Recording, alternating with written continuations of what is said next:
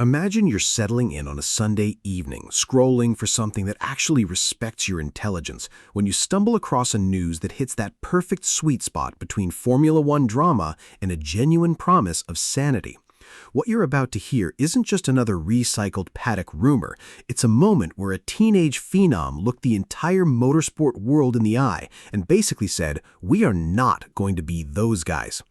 I'm talking about Kimi Antonelli, the 19-year-old Mercedes driver who just collected the prestigious Lorenzo Bandini Trophy in Brisighella. And in the middle of what should have been a pleasant little ceremony celebrating commendable performance in motorsport, he made a declaration that has everyone from Brackley to every single fan on social media simultaneously breathing a sigh of relief and sharpening their knives of skepticism. According to his own words during that press conference, the team is allowing him and George Russell to race freely with no leash because management trusts them not to turn the garage into a recreation of the infamous Lewis Hamilton versus Nico Rosberg nightmare. And if you were watching Formula One back in 2016, you know exactly how much of a dumpster fire that internal war became. A situation that ripped apart friendships, divided engineers, and ultimately saw one of them walk away from the sport entirely just months after clinching a world championship that felt less like a celebration and more like a ceasefire. So, when Antonelli says, and I'm paraphrasing cautiously here from multiple reports, that they don't want to recreate a scenery where internally the team was not the best, it's not just a throwaway line. It's a neon sign flashing over every remaining race of the 2026 season.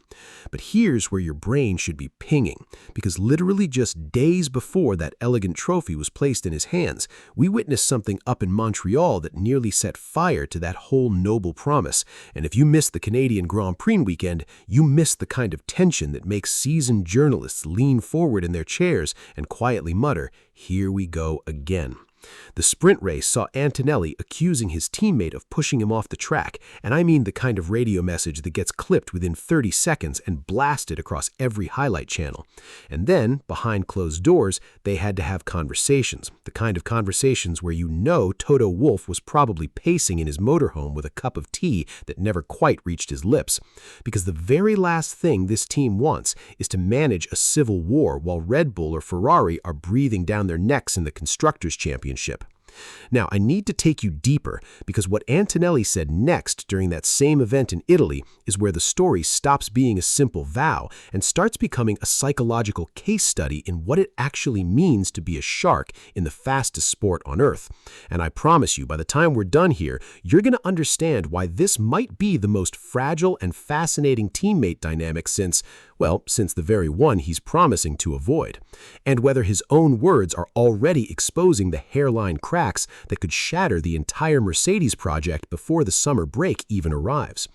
To truly grasp the weight of what Antonelli is pledging, we have to climb into a time machine and revisit the absolute circus that was the Hamilton-Rosberg era. Because if you're new to the sport and only know the polished highlight reels, you might think it was just a couple of competitive guys who occasionally bumped wheels. But oh no, it was so much more. It was a slow-motion psychological thriller that played out across 4 seasons and spilled out of the cockpit into passive-aggressive press conferences, cold shoulders in the driver's parade truck, and a famous moment in Barcelona in 2016 where both silver arrows ended up in the gravel trap on the very first lap, an incident that, according to reports from the time, had Niki Lauda visibly furious on the pit wall and Toto Wolff threatening to impose team orders that would have basically neutered the entire show. That collision wasn't just 2 drivers making a mistake, it was the inevitable explosion of a pressure cooker that had been building since Monaco 2014 when some very questionable qualifying tactics left a permanent scar between 2 guys who had once shared a childhood dream of making it to Formula One together. You had leaked data accusations, you had engineers being swapped between sides of the garage to prevent paranoia, and you had a moment in 2015 in Austin where Hamilton famously threw a cap at Rosberg after a race, a tiny gesture that spoke volumes about how absolutely fried the relationship had become. The team still won championships, yes, but internally the atmosphere was described by numerous insiders as toxic, exhausting, and at times unbearably tense, with mechanics mechanics and strategists caught in the crossfire of two superstars who refused to give an inch. This is the ghost that Kimi Antonelli is now publicly trying to exorcise from the Mercedes factory. And I have to say, just the fact that he's addressing it openly at the age of 19 while holding a trophy named after a driver who lost his life chasing greatness tells you that this kid understands the weight of history in a way that some veterans never do. But here comes the first little psychological breadcrumb that you might have missed in the sea of headlines. He didn't just say they want to avoid that situation. He also revealed that right now, and I'm quoting cautiously from his statements during the press conference, the team knows very well, especially in the position that we're in now, you cannot put the leash on us. Think about that framing for a second. You cannot put the leash on us. That's not a polite request for racing room. That's a confident, almost bordering on defiant declaration that whatever power dynamic exists inside Brackley, the drivers fully understand that clamping down too hard on their racing would backfire spectacularly, especially when they're both, as he put it, right up there in the standings and playing for victories. And that brings me to the part of this story that actually made me raise an eyebrow and chuckle to myself, because I've watched enough Formula One over the last 2 decades to know that whenever a young driver starts talking about sharks, it's about to get seriously entertaining. During that same media appearance, Antonelli compared racing in Formula One to being in a shark tank, and he used a phrase that has already become the unofficial slogan of his 2026 campaign: "You either eat or you're eaten." Now, I don't know about you, but when I hear a 19-year-old Mercedes prodigy drop a line that belongs in a Wall Street boardroom thriller, I immediately start wondering which version of him is going to show up in the braking zone at Silverstone, the respectful teammate or the apex predator who just admitted that he was maybe a little too aggressive in Canada, and still doesn't sound particularly sorry about it. He said it himself, and I'm being very careful to stick to what's been reported, that in Canada, he was aggressive, obviously in the right dose, but maybe a little too much. And if a similar situation happens again, they'll have to be more clear-headed, which is essentially the driver equivalent of saying, "I apologized, sort of, but I'm absolutely going to try the same move next time and hope my judgment is a bit sharper." Here's where I'm going to insert my own perspective, because I think it's important to balance the breathless reporting with a bit of human reality. I genuinely believe Antonelli when he says he wants to avoid the toxicity of the past, and I think George Russell, who has consistently presented himself as a level-headed and mature competitor, also wants a clean fight. But the problem is that clean fights in Formula One have a notorious habit of turning into knife fights in a phone booth the moment a world championship starts slipping through your fingers. We're not talking about 2 midfield drivers scrapping over 7th place. We're talking about 2 guys in a Mercedes that is clearly capable of winning races. And according to the standings, Antonelli is right up there, which means every single point could be the difference between a dream season and a career-defining what-if. And that kind of pressure does strange things to the human brain. Things that no preseason handshake agreement can fully guard against. In my opinion, the most interesting wrinkle in all of this is that Toto Wolff and the Mercedes leadership have apparently chosen to trust them completely, removing the safety net of strict team orders. And while that's a beautiful display of confidence, it also means that the only firewall between a healthy rivalry and a garage-dividing meltdown is the emotional maturity of a teenager and a driver who has been waiting his entire career for a car that can fight at the front consistently. No pressure, right? Let's linger on the Canadian Grand Prix weekend a little longer, because that is where the abstract promise met the concrete reality of wheel-to-wheel combat. And I want to paint the picture in a way that makes you feel like you were standing on the pit wall with a headset on, because the sprint race incident wasn't some minor misunderstanding that could be laughed off over a team dinner. It was a genuine flashpoint that required intervention. According to multiple reports and the on-track footage that has been analyzed to death by every armchair steward on the internet, Antonelli felt that Russell had forced him off the road during a critical phase of the sprint, and his radio communication at that moment was reportedly colorful enough that it needed no translation to understand his frustration. A boiling over of adrenaline that, honestly, I find completely relatable, because if you're pushing a car at over 300 kilometers an hour and you believe your own teammate has just compromised your race, you're not going to politely ask him to reconsider his actions. You're going to let out a burst of emotion that sounds a lot like that shark suddenly remembering it has teeth.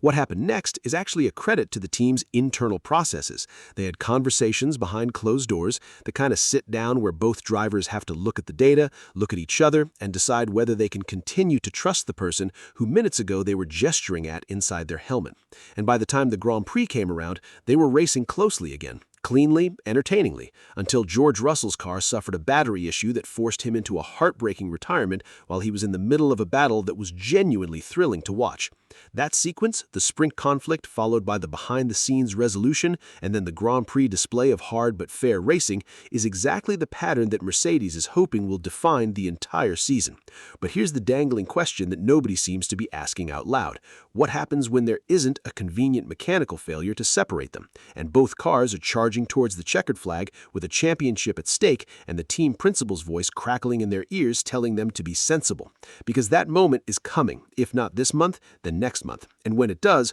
all the vows in the world become background noise to the primal instinct of a racing driver who sees a gap and knows that backing out might mean watching his teammates stand on the top step. Bandini Trophy itself for a moment, because the setting of this whole declaration adds a layer of emotional texture that I find absolutely fascinating.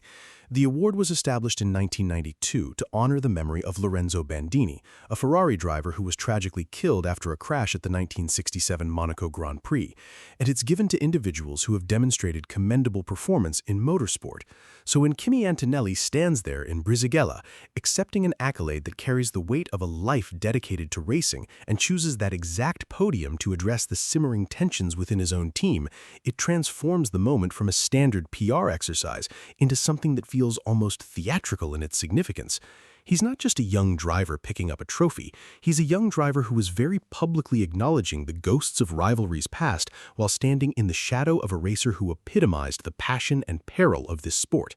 And maybe that's why his words carried a sincerity that cut through the usual media-trained blandness. I'll offer you my honest, somewhat sarcastic take here. For a 19-year-old to lecture the world about how his generation will be different is the oldest story in the book, and every time I hear a young athlete claim they're immune to the pitfalls that swallowed their predecessors, I mentally prepare a little checklist of exactly how they'll stumble into those same traps. But in Antonelli's case, there's something in the way he frames it, the acknowledgement that the team will step in if they sense an unpleasant situation developing, that suggests he's not being naive, he's being strategic. He's essentially putting both himself and Russell on public notice, saying, "We are going to race each other hard, but we will try to be as fair as possible, avoiding any crashes or contacts because we want the best for the team." And that public framing makes it significantly harder for either of them to play the victim later without looking like they're deliberately undermining the very promise they just stood behind. It's a clever move, and I think it's genuinely well-intentioned, but if the last decade of Formula One has taught us anything, it's that a microphone and a noble intention can do very little to change the physics of two cars converging on the same apex with a championship on the line. Now I want to pull back the curtain on something that Antonelli said that might slip past you if you're not listening carefully, because it reveals a mindset that is both exhilarating and slightly terrifying for the future of this Mercedes partnership. He made it clear that he believes it is right for him to be aggressive now, because right now he is racing to win. He is playing for victories. And while it's still early to talk about the championship, he is right up there in the standings, and that opportunity, in his own words, doesn't come along every day, so you want to make the most of it. What you're hearing there is not a kid who is content to be the second driver or the supportive wingman. You're hearing a competitor who sees a golden door cracking open and is prepared to shoulder it aside with whatever measured force is necessary. And that's the kind of statement that makes George Russell's side of the garage sit up a little straighter, because George has been waiting for exactly this kind of machinery ever since that Sakir race in 2020, where he nearly won in a Mercedes as a substitute and proved beyond any doubt that he belongs at the sharp end. Russell has spent years in a Williams that was often fighting at the back, then transitioned to Mercedes just as the team hit a rough patch with the ground effect regulations. And now in 2026, with a car that can actually win on merit, he's not going to politely step aside for a teenager, no matter how many trophies that teenager collects at ceremonies in Italy. This is the core tension that no amount of verbal promises can dissolve. Two exceptionally talented drivers, both convinced that their moment is now, both backed by a team that is desperate to avoid the internal warfare of a decade ago, yet both fully aware that the history of this sport is littered with respectful rivalries that soured the instant a championship became a zero-sum game. And as Antonelli spoke about being a shark in a tank, I couldn't help but think that every tank eventually runs out of room for two apex predators, no matter how polite they are at the buffet line. Let me share a bit of analysis that's been rattling around in my head since this story first broke, because I think we need to give proper credit to Mercedes management for the tightrope they're walking right now, a tightrope that would give most team principals a stress-induced migraine just thinking about it. On one hand, they have to foster an environment where both drivers feel trusted and empowered, because putting a leash on them, as Antonelli so vividly put it, would not only stifle the racing, but could also create a simmering resentment that eventually explodes in a far messier way. Yet, on the other hand, they have the cautionary tale of 2016 literally hanging in the factory, a year where they won the constructors' title, but the driver fight became so corrosive that the aftermath reshaped the team's entire philosophy for half a decade.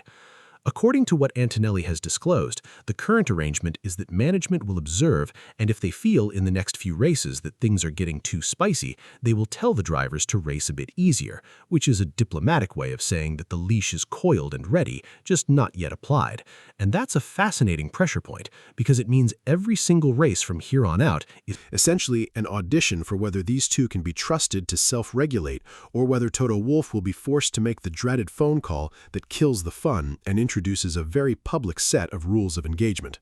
I genuinely enjoy watching this play out, not because I'm rooting for chaos, although a tiny part of every Formula One fan secretly craves a bit of tension, but because it's a real-time test of a philosophy that sports teams constantly grapple with. Can you win at the highest level while remaining fundamentally decent to each other? Or does the very nature of elite competition eventually erode that decency until only the hunger remains?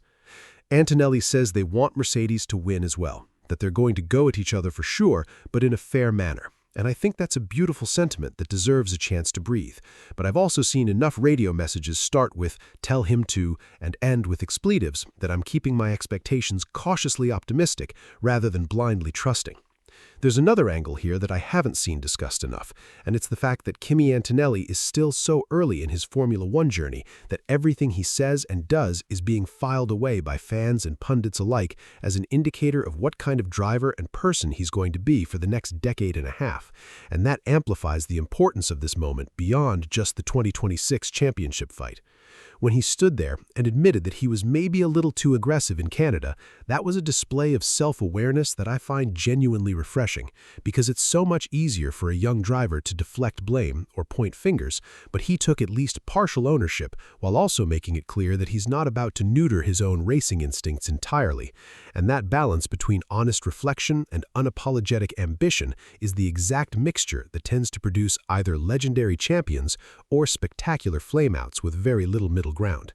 The comparison to the early days of the Hamilton-Rosberg partnership is inevitable, and I know that's exactly what Antonelli is trying to avoid. But I want you to notice the subtle differences that make this situation unique. Unlike Hamilton and Rosberg, who had a long history stretching back to their karting days that made their rivalry intensely personal from the very beginning, Antonelli and Russell do not share that deep-rooted friendship baggage, which could actually work in their favor because their relationship starts on a professional foundation rather than a friendship that's destined to be fractured. But it could also work against them because there isn't that underlying reservoir of good memories to draw from when things get tough, and in the absence of shared history, it's easier to view your teammate as merely an obstacle rather than a fellow human being you once laughed with over pizza in a junior category paddock. That's my armchair psychology for the day, and you can take it for what it's worth, but I think it's a dimension of this story that deserves a spotlight. Let's circle back to the Shark Tank comment one more time, because it's genuinely the line that I think historians will point to if this whole thing eventually goes sideways. When a driver openly declares that the environment is one where you either eat or you're eaten, he's not just describing the competitive nature of the sport, he's revealing how he perceives his own role within that ecosystem. And that role, according to his own framing, is not that of a polite guest who waits his turn. It's that of a hunter who has to be aggressive in the right dose. points, a qualification that is entirely subjective and will be interpreted completely differently when he's side by side with Russell at 200 miles an hour compared to how it sounds in a quiet press conference room in Italy. The Grand Prix experience provided a small preview of what that interpretation looks like in practice, and while the aftermath was handled maturely and the Grand Prix itself saw clean racing, the underlying energy that caused the sprint incident hasn't been magically erased, it's just been temporarily channeled into a more productive direction until the next time both Mercedes cars are in a position where only one of them can maximize their result. I'm not saying this to be dramatic. I'm saying it because the very structure of this sport, with its limited opportunities to grab wins and its championship point system that rewards consistency over politeness, practically guarantees that these two will find themselves in a direct conflict again. And when they do, the question won't be whether they remember Antonelli's vow, it will be whether the primal part of the brain that wants to eat can be overruled by the rational part that wants to keep the team environment pleasant. And that, my friends, is the million-dollar curiosity that makes the rest of this season absolutely unmissable. I'll leave you with this thought that's been forming as I've been piecing together all these statements and moments. Maybe, just maybe, the real test of Antonelli's promise isn't going to be a dramatic collision or a heated radio exchange that spills into public view, but rather the quiet accumulation of small decisions that happen lap after lap, race after race, where giving an extra inch of space costs a position, where lifting early to avoid contact loses a tenth of a second that your teammate exploits, where playing fair feels like playing second, and over time, that accumulation can either forge an unbreakable mutual respect or slowly corrode the trust until one day a move that would have been avoided in race 3 becomes the defining incident of race 13. The team trusts them now, and that trust is a fragile gift, one that both drivers seem to genuinely appreciate. But trust in motorsport isn't a fixed deposit that earns interest, it's a high-risk investment that gets reevaluated every single time the visor drops and the lights go out. As I wrap up this deep dive, I'm choosing to be optimistic because the sport needs rivalries that are intense but not destructive, battles that elevate both competitors rather than leaving one smoldering in the gravel trap of resentment. And if Antonelli and Russell can actually pull off what they're promising, if they can race freely without replicating the toxicity of the past, they won't just be winning races for Mercedes, they'll be writing a new template for how elite teammates can coexist at the pinnacle of motorsport. And that would be a story worth telling far beyond the checkered flag. But the skeptic in me is watching very closely because I've seen this movie before, and the script usually gets rewritten the moment someone spots a championship trophy just out of reach. So, keep your eyes glued to the timing screens because the next chapter of this fascinating intra-team saga is probably going to be written at the very next race, and something tells me it's going to be a page-turner that none of us can afford to miss.